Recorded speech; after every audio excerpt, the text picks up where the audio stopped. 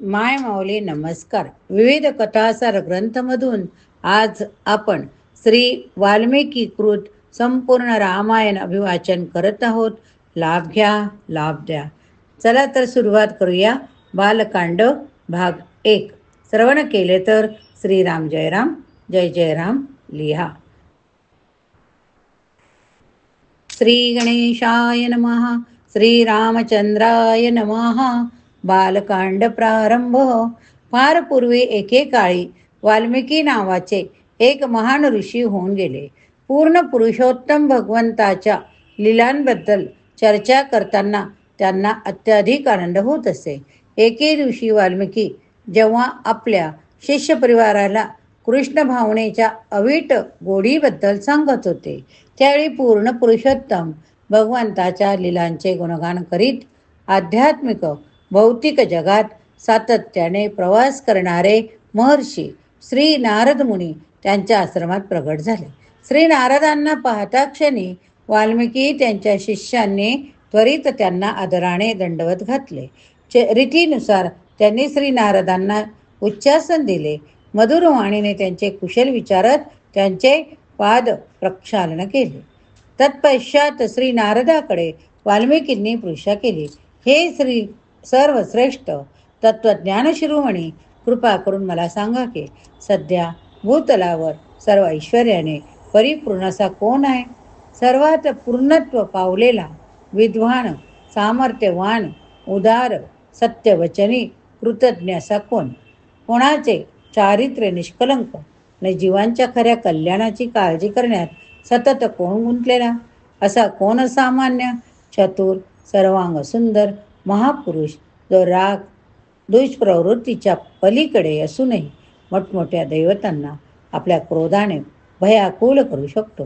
कोणात बरे त्रैलोक्यातील सर्व जवांना संरक्षण देण्याची सामर्थ्य आहे? भाग्यदेवतेने कुणावर बरे आशीर्वादाचा वर्षाव केला आहे? हे महामुने, आपण कृपया पूर्णपणे माझी शंका निरसन करावे. त्रैलोक्य ज्ञानी महर्षी नारदाने उत्तर दिले, ऋषीवर्य, राम नावाचा एक कीर्तिमान राजा इक्ष्वाकूच्या राजघराण्यात महाराज दशरथांचा सुपुत्र म्हणून अवतरला आहे. त्यांच्यात सर्व दैव्य गुण, सर्व ईश्वर एकटले आहे. श्रीराम हे जितेंद्रिय असून अगणित शक्तीचे स्वामी आहेत. श्रीराम अजानुभव, त्यांचा कंठ 3 शुभ रेखाने अंकित आहे. त्यांचे खांदे उंच भरदार आहेत, छाती रुद्ध आणि त्यांचे मस्तक सुंदर असून ललाट भव्य. त्यांचा जबडा बलशाली असून त्यांचे जत्रू खोलवर रुतलेले आहे. त्यांचे नेत्र विशाल, त्यांचा उठावदार बांधा मध्यम उंच, सर्व अवयव सुबक संतुलित, किंचित हिरव्या रंगाची झाक असलेली त्यांची गडद निळी अंगकांती दीप्तिमान, अगाध बुद्धिमान, धीर गंभीर वर्तणुकीचे प्रभू राम संभाषणात निपुण रसाळ वाणीने अलंकृत आहेत. प्रभू रामाचे चारित्र्य परमपवित्र असून ते खऱ्या धर्मतत्वांच्या अनुयायी आहे. पूर्णपणे आत्मसाक्षात्कारी असणारे राम वर्णाश्रम धर्माचे रक्षण करते. खरोखर तेच संपूर्ण विश्वाचा आधार, ते सर्व शत्रूंचे संहारक, त्याच वेळी त्यांना पूर्णपणे शरण आलेल्या जीवांचे एकमेव आश्रयदाते. प्रभू रामचंद्र वेदशास्त्राचे परमज्ञाते, शिवाय ते सर्व प्रकारचे शस्त्रे चालविण्यातही निपुण. त्यांच्याकडे अढळ निर्धार शक्ती, अचूक स्मरणशक्तीबरोबर प्रखर बुद्धिमत्ता स्वामी आहे. खरोखर त्यांची विद्वत्ता असीम आहे. ते अतिशय समंजस, दयाळू, रणांगणात वीरश्री गाजविणारे, सर्व प्राणीमात्रांचे त्यांच्यावर प्रेम. शत्रू असो वा मित्र, सर्वांचे ते समभावाने वागतात. ते महासागरासारखे गंभीर आहे. त्यांचे धैर्य हिमालयासारखे, सामर्थ्यात ते जणू भगवान विष्णूच. चंद्रासारखे त्यांचे सौंदर्य, वसुंधरेसारखी सहनशीलता त्यांच्या ठायी असून विश्वसंहार समयी दगदगणाऱ्या प्रलयाग्नीसारखा त्यांना क्रोध आहे. ऐश्वर्यात हे कुबेरा समान आहे व भक्तीत ते सदाचाराची देवता सर्व धर्मासमान आहे. नंतर नारद आणि महर्षी वाल्मिकी समोर थोडक्यात प्रभू रामचंद्राच्या लीलांचे वर्णन केले. अखेरीस त्यांनी सांगितले की तेच प्रभू राम आता अत्यंत न्यायीपणाने आदर्श पद्धतीने आपल्या प्रजेवर राज्य करीत आहेत. त्याने स्पष्ट केले की प्रभू रामचंद्राच्या राज्यात कोणीही रोगराई मानसिक क्लेशाने पीडित नसेल. रामराज्यात प्रत्येक जण सुखी वैभव संपन्न असेल. कधीही कुणाला चोर, दुष्काळ अथवा उपासमारीपासून भय नसेल. सर्व शहरे, गावे, धान्य, फळे, भाजीपाला, दूध दुभते यांनी परिपूर्ण असतील. वस्तुतः सत्ययुगात जी धार्मिक वृत्ती, सुखशांती जनसामान्यांना लभ्य होती तीच सर्व नागरिक अनुभवतील. महापूर, दुष्काळ, भूकंपासारखे प्राकृतिक प्रकोप नसतील. सर्व स्त्रिया पतिव्रता असतील. त्यांना कधी वैधव्य होणार नाही. अशा तऱ्हेने प्रभू रामचंद्र पृथ्वीवर 11,000 वर्ष राज्य करतील. शेवटी आध्यात्मिक जगातील आपल्या परमधामास वैकुंठास परततील. त्रैलोक्याच्या कल्याणार्थ वाल्मिकी मुनींनी उपस्थित केलेल्या प्रश्नाचे निरसन करून झाल्यावर श्री नारद मुनी पुरुषोत्तम भगवंताच्या कीर्तीचा प्रसार करण्यासाठी पुन्हा प्रवासाला निघाले.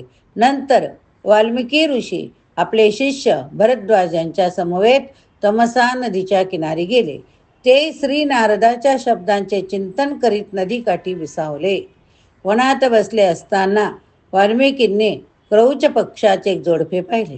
ती पक्षाची जोडी समागमात पूर्णपणे बुडून गेलेली होती. त्या आनंदात गात होती. त्याच वेळी निषाद कुळातील एक दुष्ट शिकारी जो तेथे लपलेला होता तो बाहेर आला. आपल्या बाणाने त्याने नर क्रौच पक्षाचा वध केला. पक्षी विवळत जमिनीवर कोसळला. वेदनेने तडफडत असलेल्या रक्तबंबाळ झालेल्या आपल्या प्रियकराला पाहून इंद्रिय सुखाच्या कड्यावरून अचानक दुःखाच्या दरीत कोसळलेली ती पक्षिणी भयाने चित्कारली. वाल्मिकींनी जेव्हा हे अनुकंपनीय दृश्य पाहिले तेव्हा करुणेने त्यांचे हृदय भरून आले. निषादाचे ते भयानक कृत्य हे मोठे पाप असे मानून वाल्मिकी अत्यंत क्रोधित झाले. त्यांनी त्या शिकाऱ्याला शाप दिला, हे पक्षी हंता, जो निष्पाप जीव आपल्या प्रेयसीला बाहेर आनंद देण्यात मग्न होता त्याची निर्दयपणे हत्या केल्याची शिक्षा म्हणून यापुढील अनंत वर्ष तू मनशांती गमावून बसशील. परंतु वाल्मिकीने हा शाप उच्चारताच अनियंत्रित क्रोधाचे आपण बळीच ठरल्याची अपराधी भावना त्यांच्या मनात निर्माण झाली. खरे म्हणजे पूर्ण ज्ञानी आत्मा असलेले वाल्मिकी हे जाणून होते की सर्वच सजीव भौतिक प्रकृतीच्या प्रभावाखाली असहाय्यपणे क्रिया करीत असतात. म्हणून आपण शिकाऱ्याला शाप दिल्याचा त्यांना पश्चाताप झाला. पण त्याच वेळी आपल्या मुखातून उच्चारला गेलेला शाप एक सुंदर काव्योक्ती होती याचे त्यांना आश्चर्य वाटले. खरोखर त्यांना शाप म्हणजे नारद मुनीच्या भेटीपासून ते चिंतन करीत असलेल्या रामायणातील भावनिक आविष्काराची झलक होती. तेव्हा वाल्मिकी आपले शिष्य भारद्वाज यांना म्हणाले, माझ्या वेदनेतून अष्टाक्षरेशा 4 ओळीचा श्लोक बाहेर पडला. त्या शोकातून एक आश्चर्यजनक श्लोक जन्मला. कारण करुणेशिवाय यथार्थ काव्य आविष्कार होण्याची शक्यता नाही. त्यामुळे वाल्मिकींनी तमसा नदीत स्नान केले. ते भरद्वाजास आपल्या आश्रमात परतले. शिकारीला दिलेल्या शापाबद्दल विचार करीत असताना अचानक त्यांना विश्वाच्या सर्व ग्रहावरील आपले स्थान सोडून खाली येत असलेले ब्रह्मदेव दिसले. आश्चर्य आनंद अतिरेकाने भारावून गेलेले वाल्मिकी मुनी अवाक होऊन विश्वातल्या त्या आदिजीवाचे स्वागत करण्यासाठी उठून उभे राहिले. जेव्हा ब्रह्मदेव वाल्मिकी समोर प्रगट झाले तेव्हा वाल्मिकींनी अत्यंत आदरपूर्वक त्यांना दंडवत प्रणाम केला. श्रद्धापूर्वक आदरभावाने त्यांची पूजा केली. तत्पश्चात प्रत्येकाचे हृदय ओळखणारे विश्वाचे पितामह ब्रह्मदेव म्हणाले, हे भाग्यवान ऋषी, आपण शिकाऱ्याला शाप देऊन चूक केली असा विचार करून दुःखी होऊ नका. खरे तर रागाच्या भरात जे शब्द आपल्या तोंडून उच्चारले गेले ते माझे होते. माझे आपल्या हातून एक मोठे काम करून घेण्याच्या हेतूने आपल्याला प्रेरणा देण्यासाठी ते शब्द आपल्या तोंडून वदवले गेले. खरोखर प्रभू रामचंद्राच्या जीवेने इतिहासाची रचना आपण करायच्या वेळ आता येऊन ठेपली. रामचंद्राच्या महान दिव्य लीलांच्या अनुवर्णनाने जगाचे परम कल्याण होईल. प्रिय वाल्मिकी मुने, तुम्हाला काळजी करण्याचे काही कारण नाही. माझ्या आशीर्वादाने तुम्हाला अज्ञात असलेली प्रत्येक गोष्ट तुमच्या हृदयात स्पष्टपणे प्रगट होत जाईल. अशा तऱ्हेने माझ्या कृपेने तुम्ही रामायणाचे निर्दोष कथन कराल.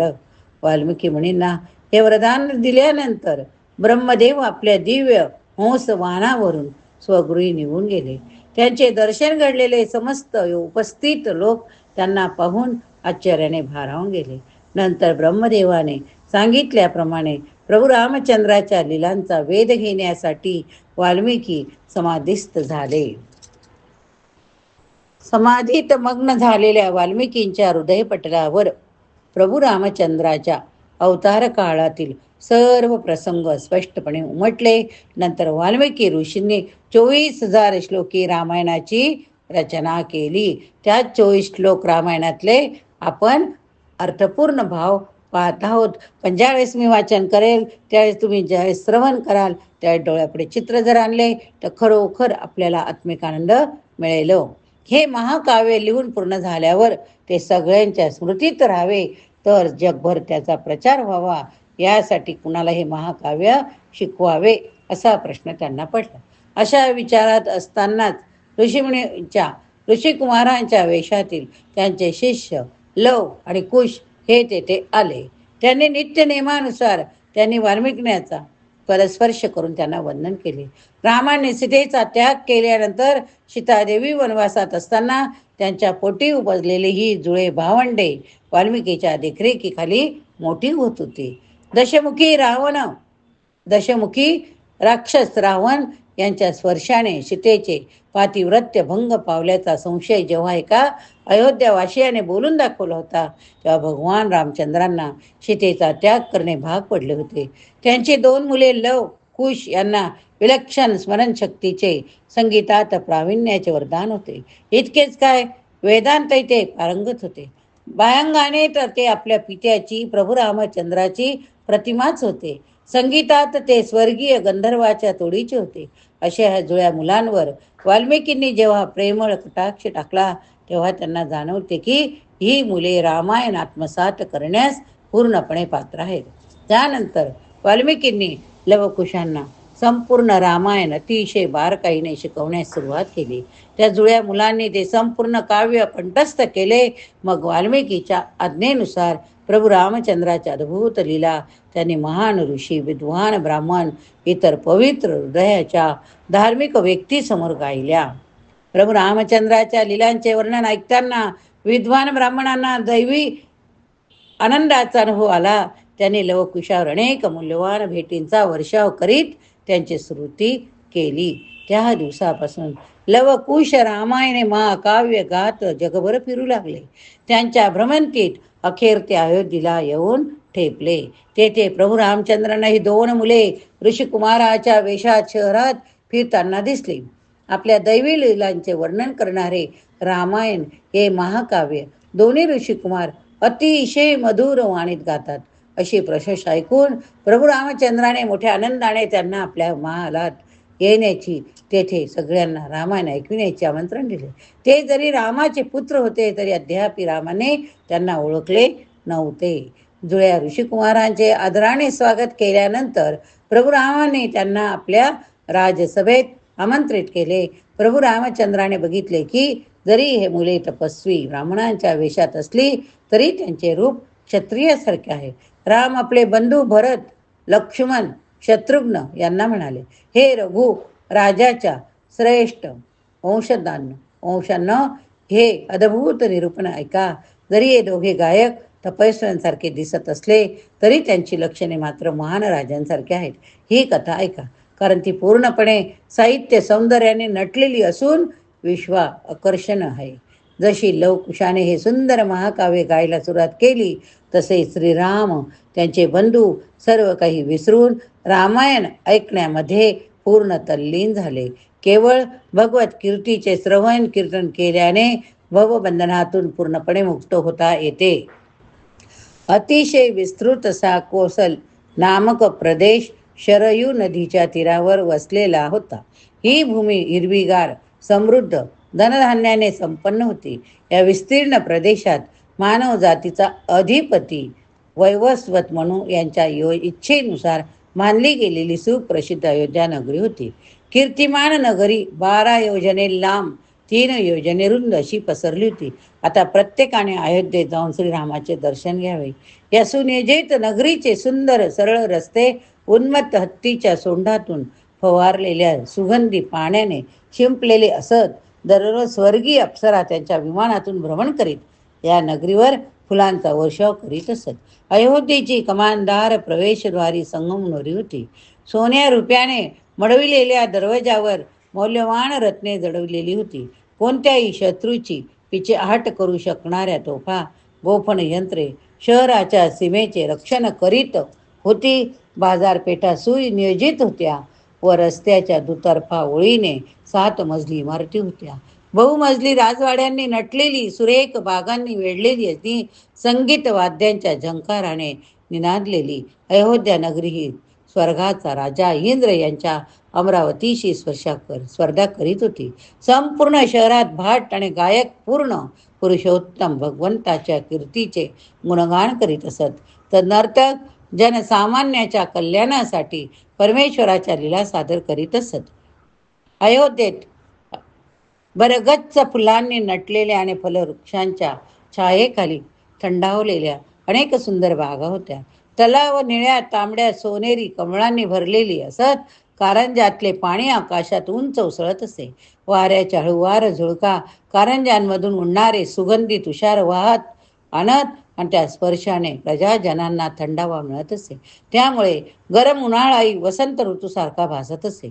मोर, क्रोच पक्ष्यांचा गुंजराव सर्वत्र ऐकू येई. अयोध्येच्या झऱ्यांमधून, ओढ्यांमधून वाहणारे पाणी उसाच्या रसासारखे मधुर होते. डोळ्यासमोर दृश्य आणा बरे. हे पाणी फक्त पिण्यासाठी नव्हे तर असंख्य अमरायांच्या सिंचनासाठी वापरले जात असे. निर्दोष रचना असलेले अनेक घरे, महाल मौल्यवान रत्नांनी बांधलेले होते. ते पताक्यांनी, फुलांच्या तोरणांनी सजवलेले असत. त्यांचे सौंदर्य वैकुंठातल्या महालाशी स्पर्धा करीत होते. शस्त्रे चालविण्यात निपुण असणारे धनुर्धर, एकाच वेळी हजारो माणसांची लढू शकणारे अनेक रथी महारथी योद्धे महान नगरीचे संरक्षण करीत होते. अयोध्येकडे जाणारे रस्ते नेहमीच प्रवाशांनी गजबजलेले असत. देशोदेशीचे राजे, राजपुत्र अयोध्येच्या राजाला अभिवादन करण्यासाठी, वार्षिक खंडणी देण्यासाठी येत असत. जागोजागचे व्यापारी मालाची देवघेव करायला बाजारात गर्दी करत असत. आणि आता खरोखर आपण सुद्धा अयोध्या नगरीत एकदा जाऊन श्रीरामाचे दर्शन घेऊन नेत्रसुख घेऊया. खरोखर खूप सुंदर आहे. ब्राह्मण नेहमी यज्ञात तुपाची आहुती देताना वैदिक सुक्ते गात भगवान विष्णूचे स्तुती पठण करताना दिसत. इंद्रियांवर ताबा मिळाल्यामुळे, सत्यवादी असल्यामुळे या ब्राह्मणांना सर्व चांगल्या गुणांचे वरदान मिळालेले होते. महाराज दशरथ संपूर्ण जगाचे सम्राट होते. ते एक महान राजश्री असून एका महर्षीच्या योग्यतेचेच समजले जात. असंख्य शत्रूंची एकट्यानेच लढण्याची क्षमता असलेले ते एक महान योद्धा होते. ते आणि त्यांचे प्रजाजन पूर्णपणे धार्मिक वृत्तीने असल्या कारणाने अयोध्या म्हणजे वैदिक संस्कृतीचे एक परिपूर्ण चित्र होते. कल्पनेतले प्रत्येक वैभव तेथे पूर्णत्वाला गेलेले दिसत होते. तर पापमय जीवनाचे फळ असणारी भौतिक दुःखे औषधालाही नव्हती. अयोध्येत राज्यातील शांततेसाठी, राज्याच्या भरभराटीसाठी समाजातील 4 वर्ण अर्थात ब्राह्मण, क्षत्रिय, वैश्य, शूद्र परस्पर सहकार्य करीत असत. कुणी कुणाला फसवीत नसे. कुणी कृपा नव्हता. उद्धटपणा, नास्तिकपणा, कठोर वागणे व बोलणे यांचे तेथे मुळी अस्तित्वच नव्हते. या पुढच्या भागात आपण बघूया. श्रीराम जय राम जय जय राम. श्रीराम जय राम जय जय राम. श्रीराम जय राम जय जय राम. श्रीराम जय राम जय जय राम. बोला श्रीराम की जय.